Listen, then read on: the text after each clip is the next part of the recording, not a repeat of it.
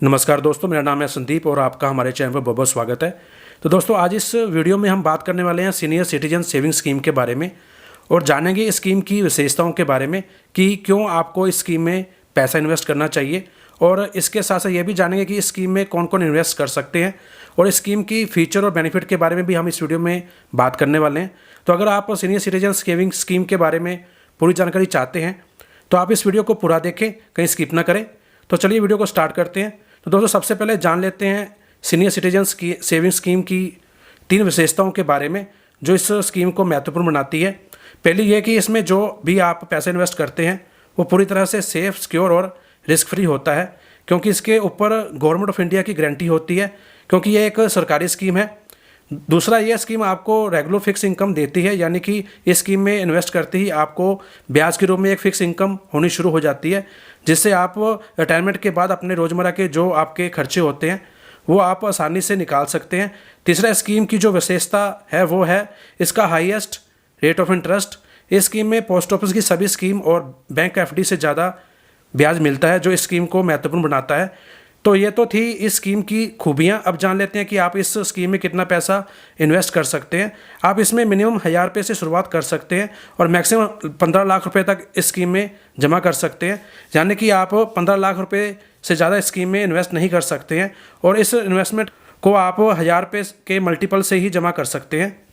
अब जान लेते हैं इसकी एलिजिबिलिटी के बारे में, यानी कि इस स्कीम में कौन कौन निवेश कर सकता है। तो अगर आपकी उम्र 60 साल है या उससे ज़्यादा है और आप रिटायर हो चुके हैं तो आप इस स्कीम में निवेश कर सकते हैं, यानी कि इस स्कीम में निवेश करने के लिए आपकी उम्र 60 साल होनी चाहिए। लेकिन वे डिफेंस 50 साल के हो चुके हैं या फिर वीआरएस लेने वाले जिन्होंने 55 साल की उम्र में यह रिटायरमेंट ली है, वो भी कुछ खास नियम शर्तों से यह खाता खोल सकते हैं। आप इसमें सिंगल या ज्वाइंट अकाउंट खोल सकते हैं और 15 लाख रुपए तक निवेश कर सकते हैं। आप इस निवेश को एक बार में ही कर सकते हैं, यानी कि ये एक वन टाइम इन्वेस्टमेंट स्कीम है। इस स्कीम में आप एक से ज़्यादा अकाउंट भी ऑपरेट कर सकते हैं, लेकिन शर्त यह है कि जितने भी अकाउंट आप ओपन करेंगे इस स्कीम में उन सब का जो टोटल अमाउंट है वो आप 15 लाख तक ही इन्वेस्ट कर सकते हैं। यानी कि अगर आपने पहले से ही अकाउंट ओपन किया हुआ है और उसमें आपने 10 लाख रुपए जमा कर रखे हैं तो आप दूसरे अकाउंट खुलवाकर 5 लाख रुपए तक ही जमा कर सकते हैं, इससे ज़्यादा आप नहीं जमा कर सकते हैं। इस स्कीम में आपको नॉमिनी की भी फैसिलिटी मिल जाती है, यानी कि जब भी आप अकाउंट खुलवाते हैं तो आप अपने नॉमिनी का नाम भी उसमें ऐड कर सकते हैं, और बाद में अगर आप नॉमिनी का नाम चेंज करना चाहते हैं तो वो भी आप करवा सकते हैं, यानी कि अपडेट करवा सकते हैं। अगर आप अपने अकाउंट में 1 लाख रुपए तक निवेश करना चाहते हैं तो आप इसे नकद दे सकते हैं, लेकिन अगर आप 1 लाख से ज़्यादा निवेश करना चाहते हैं तो आपको इसे चेक के रूप में जमा करवाना होगा। अगर हम बात करें इसके रेट ऑफ इंटरेस्ट की तो मौजूदा समय में इसमें 7.4% की दर से ब्याज मिल रहा है। अगर हम मैच्योरिटी की बात करें तो इस स्कीम का मैच्योरिटी पीरियड 5 साल है और इसे 3 साल के लिए एक्सटेंड भी किया जा सकता है, यानी कि 5 साल के बाद अगर आप इस स्कीम को आगे बढ़ाना चाहते हैं तो आप 3 साल के लिए इसे आगे बढ़ा सकते हैं। लेकिन इसके लिए आपको 5 साल के बाद, यानी कि स्कीम मैच्योर होने के बाद 1 साल के अंदर अंदर एक एप्लीकेशन फॉर्म भर के जमा करवाना होता है, जिससे इस स्कीम को 3 साल फिर से आगे बढ़ाया जा सके। इस स्कीम में जो आपको ब्याज मिलता है वो क्वार्टरली मिलता है, यानी कि हर 3 महीने बाद आपका जो इंटरेस्ट रेट है वो आपके सेविंग अकाउंट में क्रेडिट कर दिया जाता है। इस स्कीम में आपको जो ब्याज मिलता है वो आपके अकाउंट में 31 मार्च, 30 जून, 30 सितंबर और 31 दिसंबर को क्रेडिट कर दिया जाता है, और इसमें आपको प्री मैच्योर की सुविधा भी मिल जाती है। अगर आप किसी वजह से इस स्कीम को 5 साल के लिए नहीं चलाना चाहते हैं तो आप इसे प्री मैच्योर बंद करवा सकते हैं।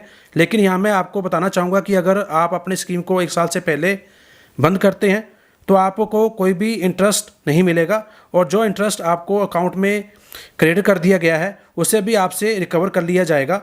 अगर आप 1 साल बाद अपनी स्कीम को बंद करवाते हैं तो आपको 1.5% पेनल्टी देनी होती है, और अगर आप 2 साल बाद इस स्कीम को बंद करवाते हैं तो आपको 1% पेनल्टी लगती है।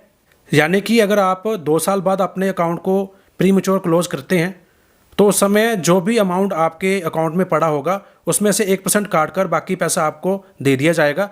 अगर हम बात करें टैक्स बेनिफिट के बारे में तो इनकम टैक्स एक्ट 1961 के तहत सेक्शन 80C के तहत यह स्कीम टैक्स फ्री है, लेकिन इस पर मिलने वाला ब्याज टैक्स फ्री नहीं है, यानी आपको मिलने वाले इंटरेस्ट में से आपका जो TDS है वो काटा जाएगा। तो अगर आप इस स्कीम में 15 लाख रुपए का निवेश करते हैं तो 7.4% की ब्याज दर के हिसाब से 5 साल बाद आपके अकाउंट में 20,55,000 रुपये हो जाएंगे। मतलब कि 5 सालों में आपको 5,55,000 रुपये का आपको ब्याज के तौर पर मुनाफा होगा। तो दोस्तों यह थी जानकारी सीनियर सिटीजन सेविंग स्कीम के बारे में। आपको यह जानकारी कैसे लगी हमें कमेंट बॉक्स में ज़रूर बताइएगा। वीडियो अच्छी लगी हो तो लाइक करें और अपने दोस्तों और रिश्तेदारों में भी शेयर करें ताकि यह जानकारी और लोगों तक भी पहुंच सके। मिलते हैं एक नई जानकारी के साथ, तब तक के लिए नमस्कार।